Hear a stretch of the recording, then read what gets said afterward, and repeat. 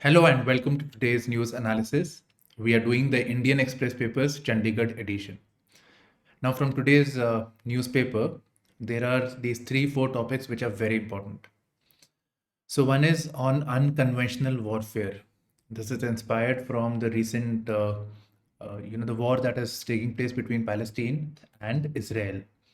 So, this is a quite unconventional warfare, the things that have happened over here. So now the NSG, the elite commando force of a country, have organized a summit where different forces, police forces, etc., will discuss on the issue of unconventional warfare. This to me is an important topic from internal security point of view, GS3. Then there is an explainer on giant ozone hole, right? So there was an ozone hole that was seen by Copernicus satellite on the space. So it observed. And this ozone hole is the size, it is 3 times the size of Brazil. So it's big. So today what I'm going to do is I'm going to explain the mechanism of creation of the ozone hole. Right. So I have simplified that. So I'm going to explain. So that will be part of your GS1. This is hardcore geography. And besides this, the topic of ozone hole can also be asked in international relations, for example, Montreal Protocol or GS3 environment.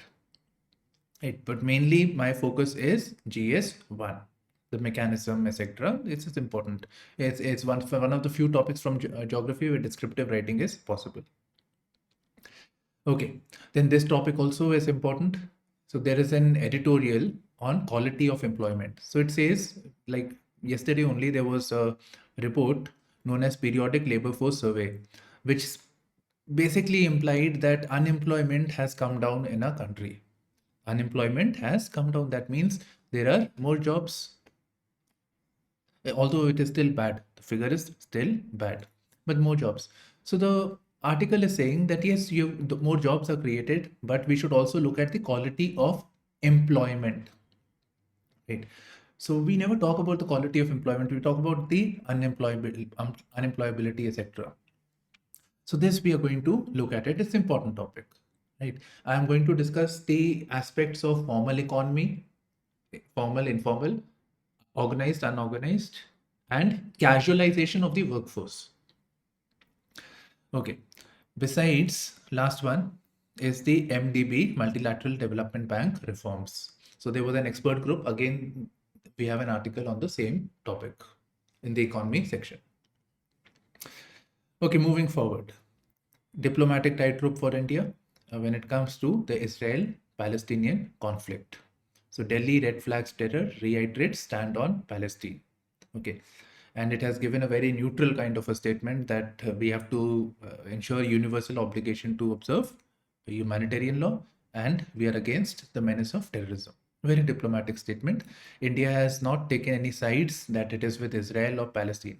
Although Prime Minister did say that we are with you in this difficult time, but at the same time, it has not condemned Palestine also. Okay. So why this diplomatic tightrope for India? So this becomes your GS2 international relations. I've discussed this previously also.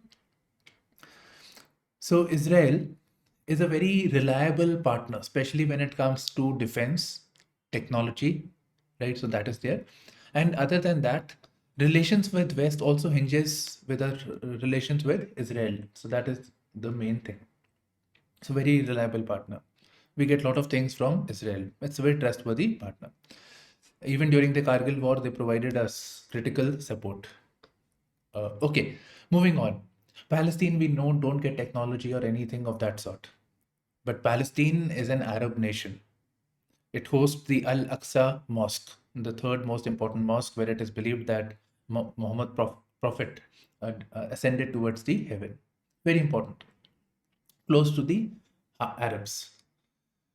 So our relation, we have to maintain relations with Palestine because it affects our relations with the Arabs. So we are concerned that this may deteriorate our relations with Arabs who are important oil exporters and therefore critical for energy security.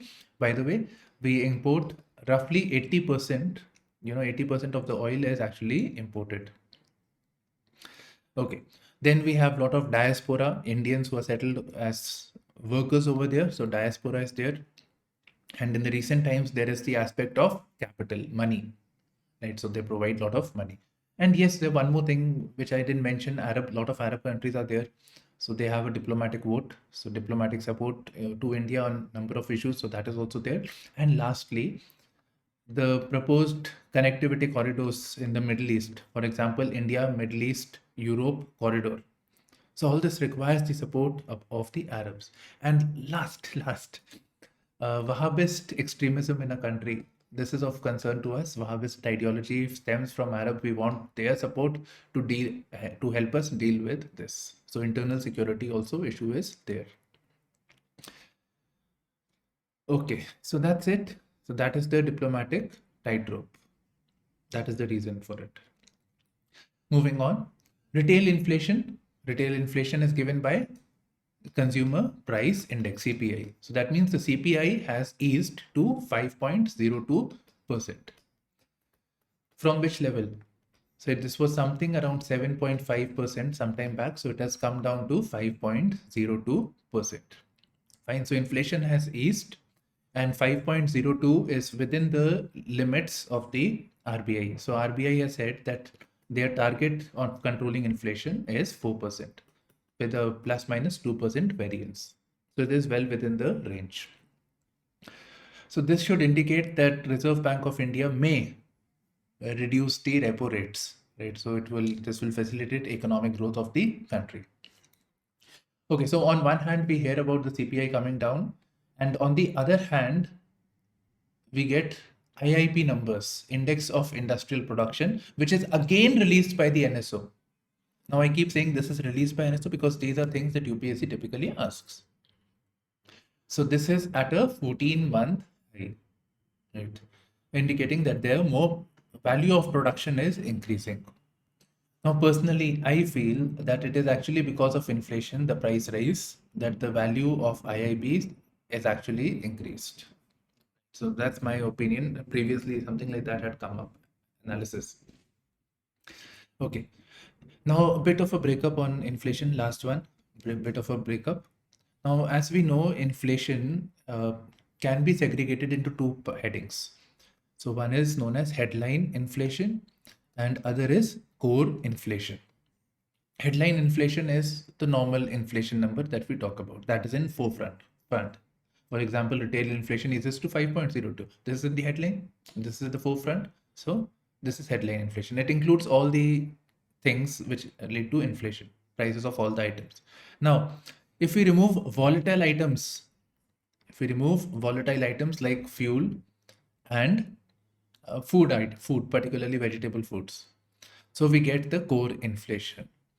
So thing is that the core inflation is further lower than this, right? So inflation is actually coming very, very down.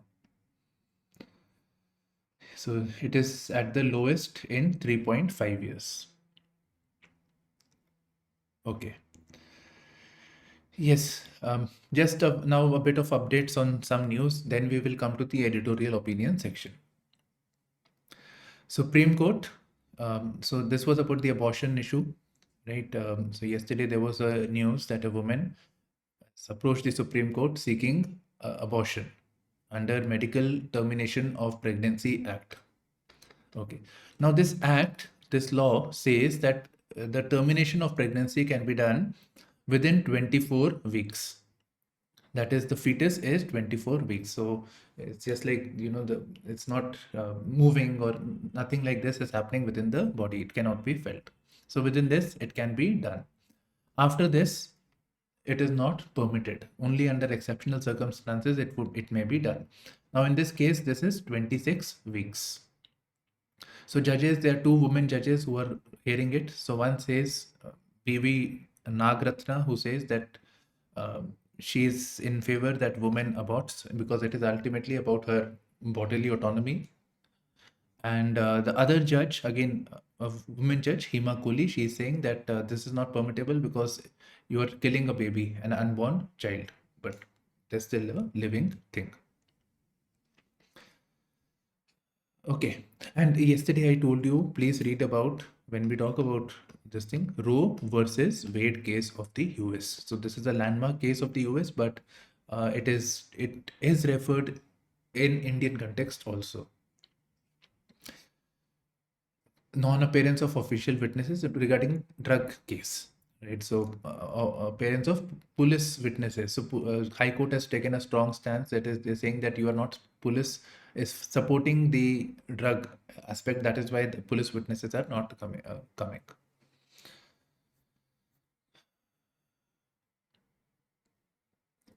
Okay, on this Israel-Palestine issue, right? Diplomatic tightrope. So even Arab nations are finding it difficult. For example, Saudi Arabia also, they have not taken a clear-cut stance, right? So even though they criticized Israel, but it is a bit neutral as compared to what it normally is when such violence takes place. Bahrain, Oman also is thinking as to how they should deal with this, probably because of efforts of the US to normalize relations between Arab bloc and Israel. So here Abraham Accords are mentioned. Okay, Abraham Accords includes US, Israel, and Arab nations is Bahrain, UAE, and Morocco.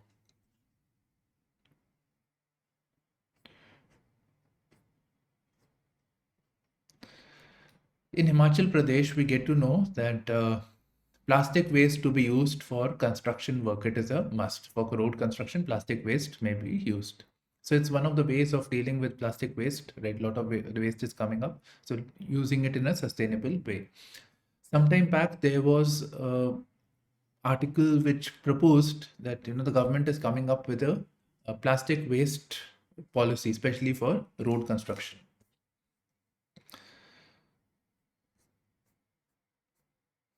That is also important, GS3 point of view.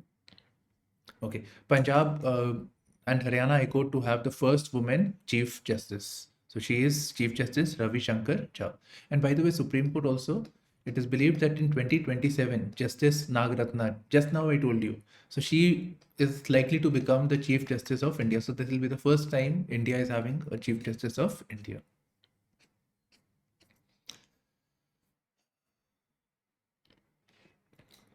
Okay. Unconventional warfare talks, anti-terror meet talks. Okay.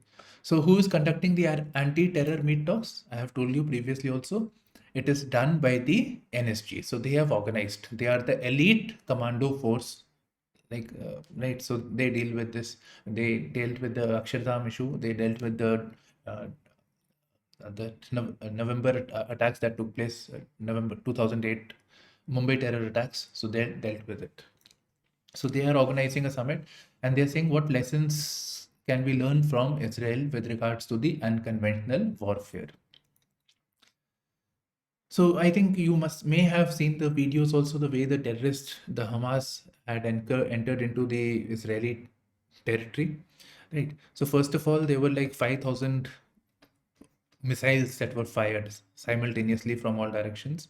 These were not by the government, but it was actually by a terrorist organization, right? So they fired. Now, typically, uh, Israel has a system known as Iron Dome. So there is a place where they have this artillery which automatically fires. So whenever this missile is fired from the Palestinian territory, and if it feels that a populated area may get hit, so there is a missile shot by the Iron Dome. So it is a defensive structure. But because there were so many missiles fired at a single go, this was overwhelmed. But yes, at the moment it is still functioning. Then use of paragliders was done, right? That music festival, the people went there, killed and then kidnapped, abducted certain people. So very unconventional approach. Maybe with the Indian context also this can be done. Okay. Then Israel is relying heavily on high-tech perimeter, high-tech boundary wall, right? So this is Israel, this is the Gaza Strip. So this is, this is sealed. This border is sealed with high-tech perimeter, but they were able to break this easily. And moment they broke this, they felt that everything is in place. So human forces are not there or not in adequate numbers. So when they came in huge numbers, they were able to break this, and the forces on ground could not do much because they were not equipped, they were not in adequate numbers to deal with this issue. Okay, now this showcases that yes, technology is very much required, but at the same time, we need boots on the ground. Now, just till here, we can also talk about in Indian context. It has been proposed by the Madhukar Committee report that we should have a comprehensive integrated border management system. Right, so this should be there, wherein we are using technology, sensors, drones, etc., to secure our borders. And as and when somebody encroaches, then there are these mobile patrols, so they can reach those areas well informed.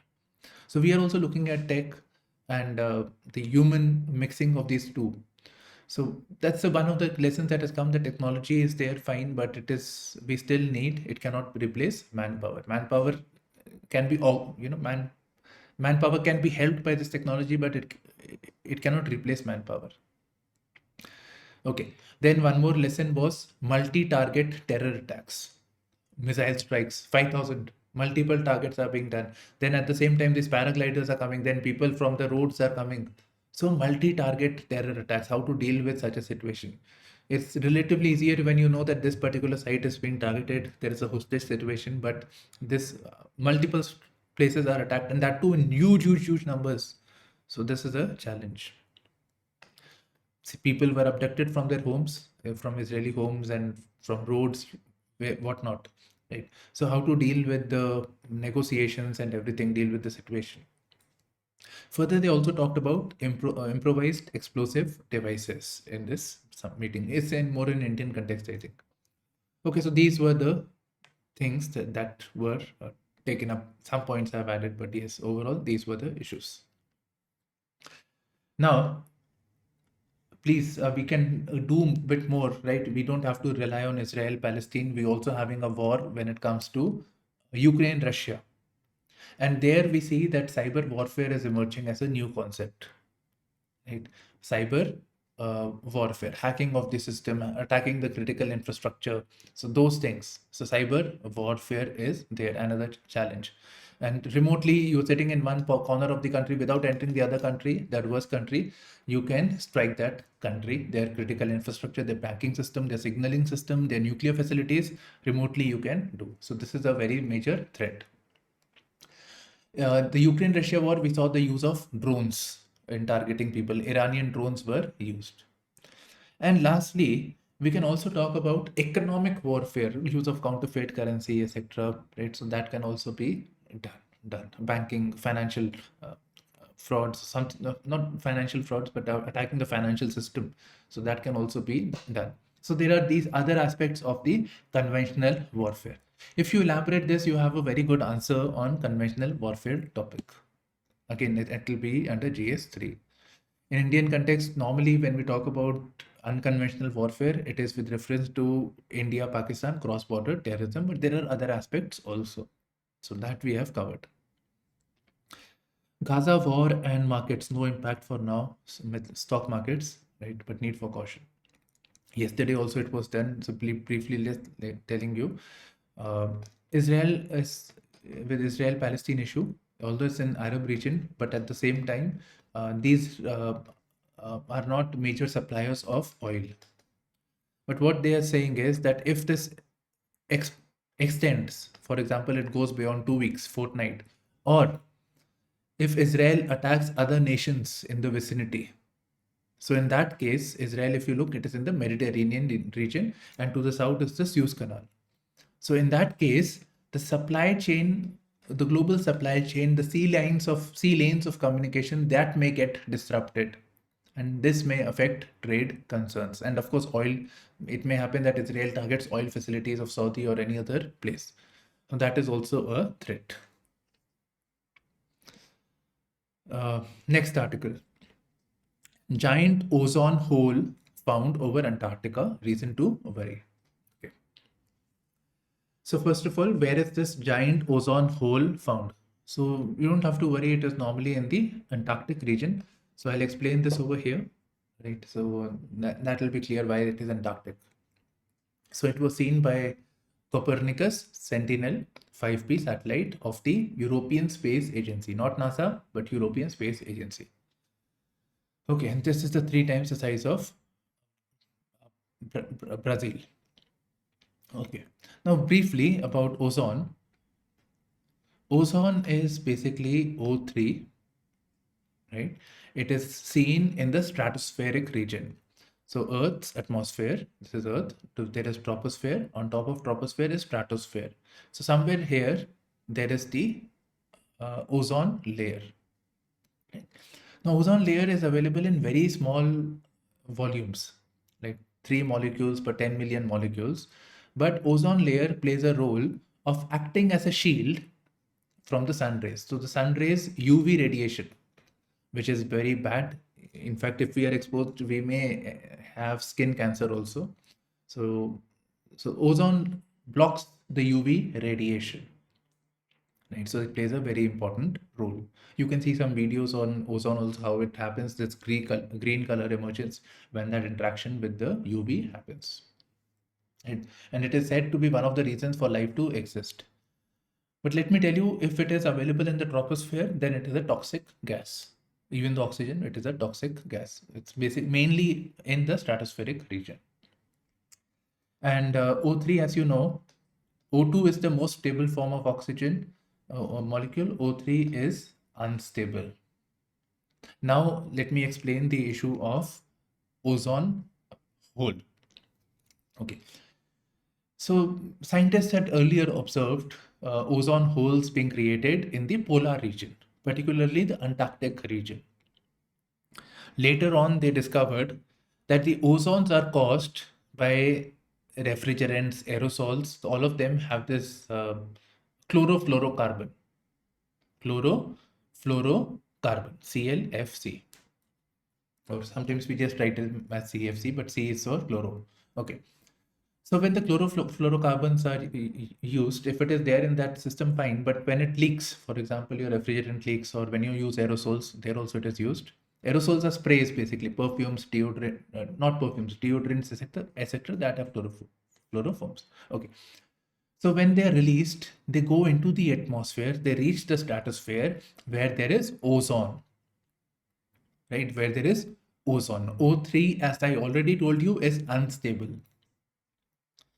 Now, under the effect of the sun rays, particularly the UV radiation, I've written over here, UV radiation. Sun rays have number of, it's a spectrum having number of rays. So under the effect of UV radiations, the chlorofluorocarbon breaks, the chlorine comes off, and it interacts with ozone. So it interacts with ozone, Cl plus O3, we get ClO. It makes a compound with ClO. Actually, Cl2, fine. So this is done, and O2 is we get oxygen. So ozone breaks into oxygen and an compound with chlorine.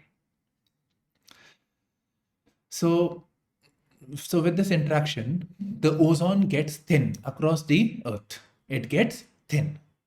Thinning is taking place. It's not like ozone is not there at all. It's just that thinning is taking place. Okay. Now, why do we see the ozone hole in the polar region? So with the interaction with the chlorine, we see the thinning of the ozone layer. But holes are seen around the poles, particularly the Antarctic region. Why? So in the autumn season, when the cooling is taking place, right, poles may not get suns for 6 months at a, they may not see a day. So sunlight is not there. So during this time, there is a creation of a polar vortex. So polar vortex is created. So basically a jet stream, this is this arrangement which locks the wind into this area. This is the pole. So it locks this wind over here. So that is a polar vortex. Or you can imagine an umbrella, vortex to mean an umbrella or an envelope. So there is like a sheet which does not allow, or a shield that does not allow the wind to escape out of this region. So polar vortex is found. Now this provides the condition for the CFCs and oxygen to be, the ozone to interact with each other. Now, when the sun rays emerge, when the sun emerges, this gas has been trapped over here for a very long time. When the sun emerges, the UV rays help in the reaction of chlorine, CFC, chlorine and oxygen. So when the sun emerges, the reaction takes place. Right. And no mixing was taking place in the due to the polar vortex region. So as a result of this, we see ozone hole. Right. We see the ozone hole. So this happens. Now with greater heat, the polar vortex breaks and the hole disappears. So when the summers emerge, the polar hole, the ozone hole disappears. Then again, during the winter times, again, the vortex emerges, interacts with the sun, and we see the ozone hole. Fine. So that is the overall mechanism. I hope this is clear to you. If it is not clear, you can always tell me in the comment section. We'll work on it. Okay. So here it is saying, what about the hole then? It is due to the unique meteorological conditions, temperature, pressure, wind, speed, and direction. It's basically nothing but the polar vortex that is created around the poles. Okay. And hole is also caused due to the Earth's rotation. Now they say that this hole is not a cause of concern with the mixing. Again, that thing will happen. And they say that the chlorine that is there, which is reacting, it stays in that form for about 50 years according to the scientists, and after that it again comes back to its original form. So again we will get ozone. If the government has to do anything, it has to take measures, the global level, it has to take measures of reducing the use of chlorofluorocarbons. Okay, so that has to be done. Now for that, in 1989 we came up with the Montreal Protocol, which provided for legal obligations on world countries to reduce the use of ozone depleting substances like chlorofluorocarbons. Now, most recently, there was this Gali summit of the Montreal Protocol, a greenhouse gas which is used as a refrigerant. It doesn't affect the ozone, but it was added to the Montreal Protocol, hydrofluorocarbon. So that's it. Now we have government and politics. Okay. Sometime back we heard about corruption in Narega, right? Today we have corruption in Pradhan Mantri Awas Yojana Gramin. Points to bribes in Bihar, commission in Bengal, cut in Bengal, and extortion in MP. So wrongful things are taking place. So things have to improve, I think, right? So that is their implementation has to improve. Okay. Prime Minister is in Pithoragarh. So you can see the Prime Minister. So he's saying that we should have this develop border roads. It's of priority. We have to defend against China. Basically, that's the reason. Okay. And development also. Now, please look here. Nepal is upset. Nepal opposition is upset with Prime Minister's visit to Gunji, Kalapani region. So with this, his visit to this Gunji in Kalapani region, this has affected Nepal because these three areas which I mentioned, Kalapani, Limpiadura and Lipu Lake. Limpiadura and Lipu Lake. These are all marked, these are in Uttarakhand. These are all marked as territories of both India as well as Nepal. Right, so marked as territories. So Prime Minister Modi's visit is seen by Nepal's, especially the opposition, as an encroachment on their sovereignty. Okay. Yeah. Now Lipu Lake is a famous pass. You know where it is located. It's part of Pithoragarh district, which is in Uttarakhand. So important passes.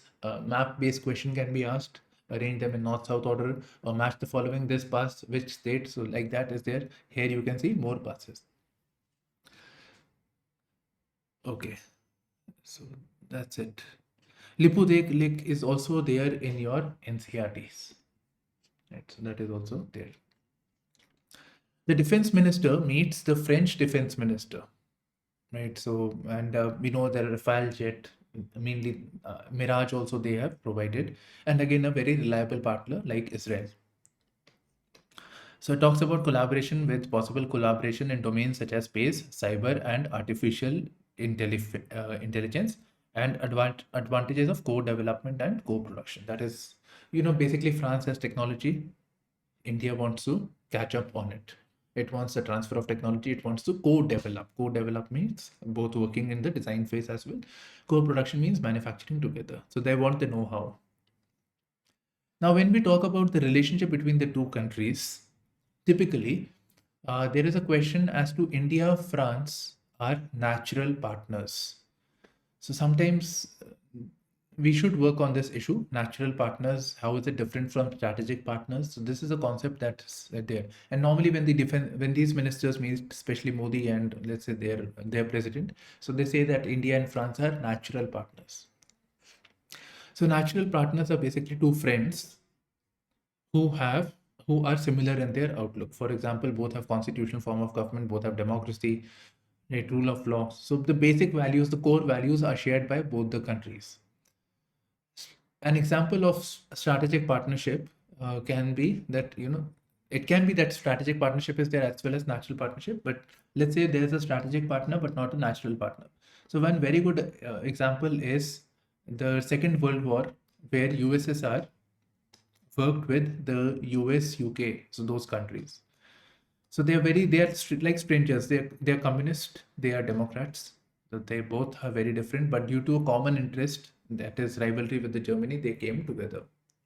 So strategic but not natural partners. So natural partners can also be said to be as the birds of the same flock.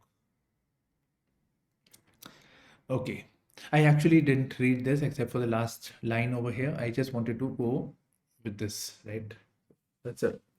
And yeah, you can always. Okay, let me explain now.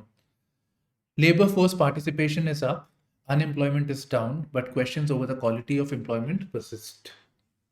Before going forward, let me tell you, I was watching in some time back now, so years back actually. So they say that India unemployment is not an issue. It is the quality of employment. Everybody gets job, some job or the other. Somebody may be getting the work of a peon. Somebody may getting the work of loading and unloading of trucks. So that is also a job.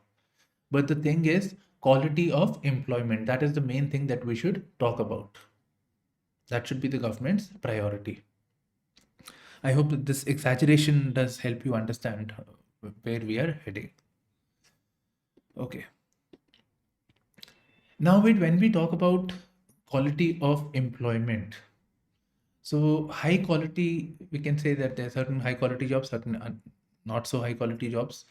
So normally high quality job, how would the government decide? So the government says, okay, those which are a part of the formal sector or formal economy, so formal jobs are basically quality jobs, while informal types are non-quality. Why? Because formal jobs comes with certain safety nets. First of all, when you get an job offer, so there's a contract between the employer and the employee. So there is a safety net. There are some terms and conditions. So these are provided over here, while in the informal, it is not provided. In fact, in the formals, the companies themselves have to abide by certain laws of the government. Informal, they do not do. You can imagine the thele wala, you can imagine some shop or some manufacturing small MSME unit making papad or something, or making bricks, right? So you can imagine the brick workers. So that may not be deemed as something which is coming with safety nets. It is known as bonded labor, the people who are working over here. So formal and informal. So the main difference is safety nets. That has to provide good working conditions because the government provides for that. Minimum wages, security of tenure. For example, job offer may say that 1 month notice period has to be there. And if the company has to terminate, they have to intimate well in advance. Then other things like contributions to the pension, EPF, provident fund, so all that. So those are the safety nets that are provided. So this says this is the, let's say this is about the quality of the job. Okay. Now, In the recent times, we are seeing a trend of casualization of formal economy.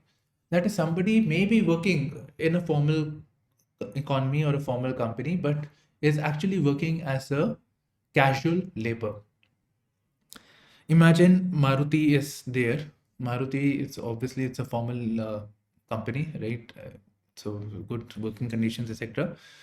So Maruti, Motorola, whichever company you may take. Now they say that we need labor for certain works. So they subcontract, they provide a contract to to another company, right? So another intermediary company. So they take Theka or contract to do some work. So they may be hiring casual labor, right? With poor working conditions, not meeting the minimum wage requirements, the safety nets. So nothing of that sort. So they are working in the formal economy, but as casual laborers. So this is known as casualization of formal economy. So we are seeing a trend where the formal sector is increasing, but at the same time, in the formal sector itself, there is increased hiring of the casual workforce. This is a good MNCs are doing it these days. I'd say the government is also doing it. Okay. So yeah, so that's it. Formal. We discussed the concept of casualization of workforce. And now one more thing about the formal economy. So when we say formal and informal economy has roughly 90% of the labor force and contributes in value 50% of the GDP. Right, the rest is coming from the formal economy. Now, one more concept I wanted to tell you before going forward. Formal is there, formal, informal, organized and unorganized economy. Organized, unorganized is simply if a company has 10 employees or more, then it is organized. Less than that, it is unorganized. It may happen that an unorganized company, which is having less than 10 employees, employees or whatever, they may still be formal sector.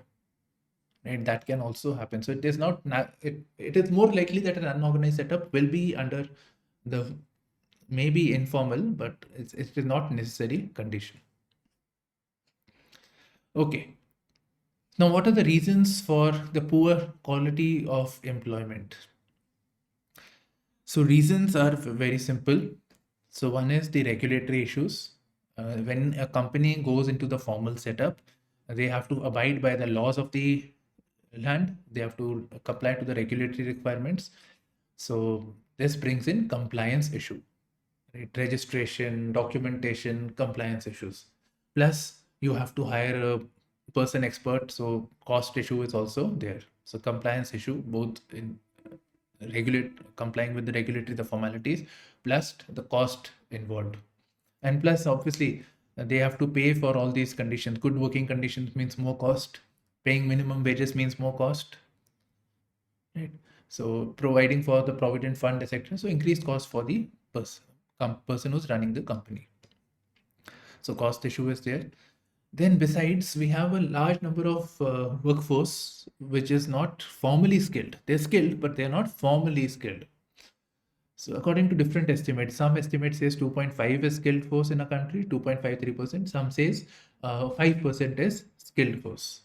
Now, if you compare it with any other this thing, US sector, it is 60%, 70%, 80%. So in India's skilled workforce is not formally skilled workforce is not there. Please, formally skilled. This word is important.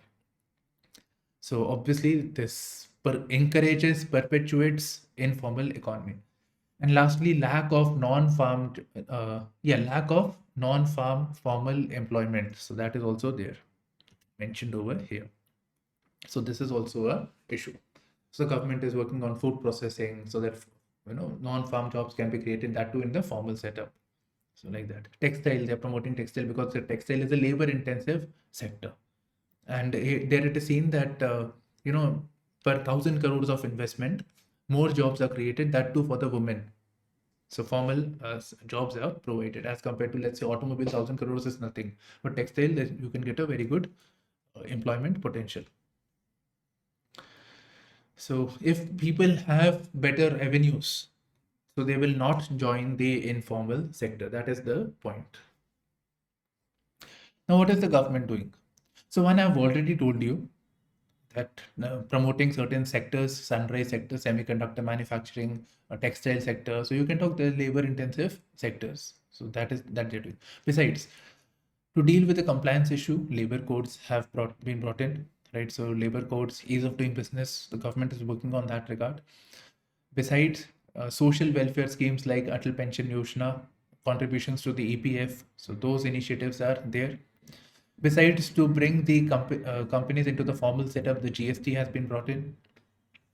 Then to have a record of the informal workforce, the e-Shram portal is there, right? So migrant and informal workforce, e-Shram portal is there so that the government can take care of those people. Okay. So these are some of the initiatives. So you have it all. You have the definition of quality of employment, you with formal and informal, and then the reasons, and then the measures. Next, there is this P20 summit. Now we are getting the article. So it says the P20 summit, that is 20 parliaments, will bring the parliamentary dimension to global governance framework. Okay. Now what I was thinking is what is the role of the parliament with reference to the governance framework? Okay.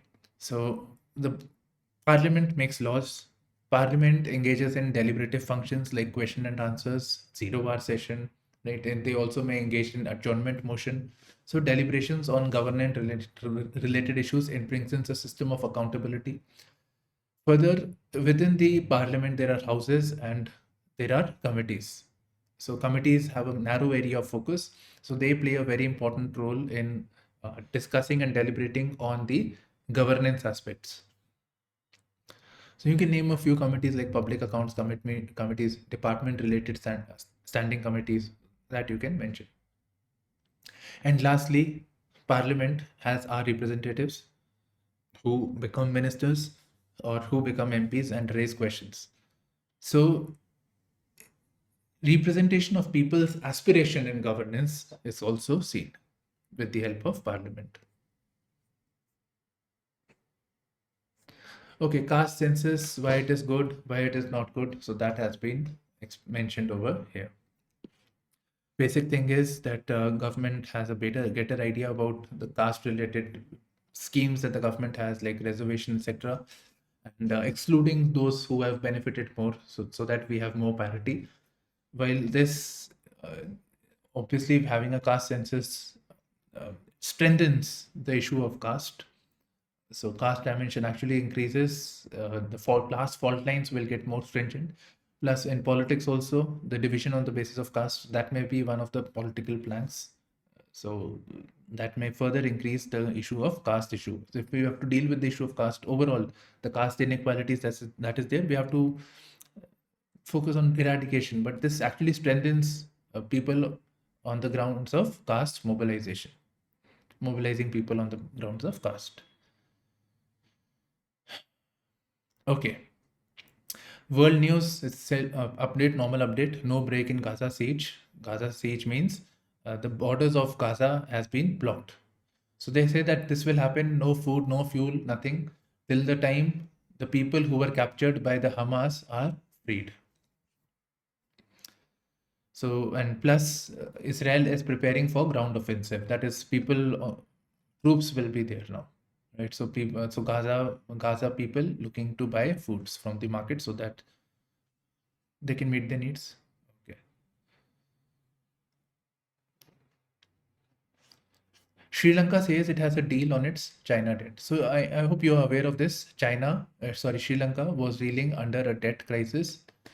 It was reeling under a problem of balance of payment. It had borrowed more money, more dollars, as compared to it could pay back. It was not able to pay back the loans that it had taken. And the significant sources of loans were Chinese debt. So now we are hearing that some sort of a deal between the two has been done, and nothing more than that is written over here. Besides, it does say that the Sri Lankans are seeking concessions from the IMF to, for monetary stability. They are doing this. Economy section again. Oil prices have slightly come down. USD is 83.24. Okay, nothing major. Uh, Nothing. Infosys cuts top end of fiscal year 24 revenue outlook. That means uh, projections are not good. It's what they expected is slightly less than that. So it tells us about the service sector. Okay. Yeah, so we'll do this then briefly, this one. So G20 panel. So there was an expert group comprising of NK Singh and Lawrence Summers, who looked at the bringing in reforms to the multilateral development banks. So briefly, multilateral development banks are like World Bank. Recently, region-specific banks have come up. For example, the BRICS New Development Bank. Then we have Asian Development Bank, which is headquartered in Manila but sponsored by Japan. Asian Infrastructure Investment Bank. So number of banks are there, all of them multilateral development banks. So there used to be World Bank, then we have other banks also. So what is this? What have they said? So basically why this is there in the news? It was there earlier when the G20 was taking place. So they're saying that earlier they released volume 1. Some recommendations were made. Now they are to release volume 2, and it will talk about this aspect. So let us do first volume 1. That is the main point actually. Okay. So it had listed a triple agenda for MDB. Triple agenda for multilateral development banks. So that means increased lending, annual sustainable lending to $390 billion, eliminating extreme poverty and shared prosperity. So there are these three agenda, right? So it is not just lending. The lending has to be for addressing the issue of poverty or bringing in inclusive growth. At the same time, shared prosperity, development to all. Okay, so that is there. Besides, now to meet this triple agenda, the multilateral development banks need to mobilize more capital. More money is needed. So about $390 billion are required to meet the current objectives, to meet the goals of the Sustainable Development Goals of 2030. This committee is basically how the MDBs can contribute in reaching these goals. So for this, $390 billion are required. And for that, we need to mobilize more funding. Now, at the moment, the governments provide funding, the respective countries, they provide funding, but we need to increase or broaden the investor base. That is people who are parking money. So private sector basically. So private sector should also play a role in providing funding. So flexible and innovative ways. It's another way of saying that when funding is provided, these people who are investing money should have some incentive or they have some return on investment. So normally governments do not have that idea, but private people, when they are doing, of course, you want money in return, right? You want some profit. So colorable way of saying this. Now this means, suppose water connections, piped water connections are to be done, and the funding is taken from one of these banks. So that means, and piped water connections will be done for the poorer population. So that would mean that the meters would be built. Should mean that, or the government should compensate. Ideally, the government should compensate. Okay, so that was the thing that this previously had said. Now, the second volume is saying is that we should move from project-based approach to country platforms.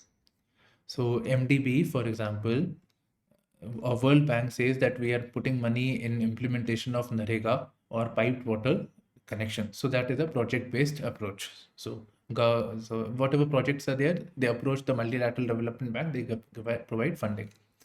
So they're saying we should build country platforms. The banks should not dictate what should be done. It should be left to the countries. The countries have already given that what all areas they are going to work together. So in line with that only, the funding should be provided. So it should be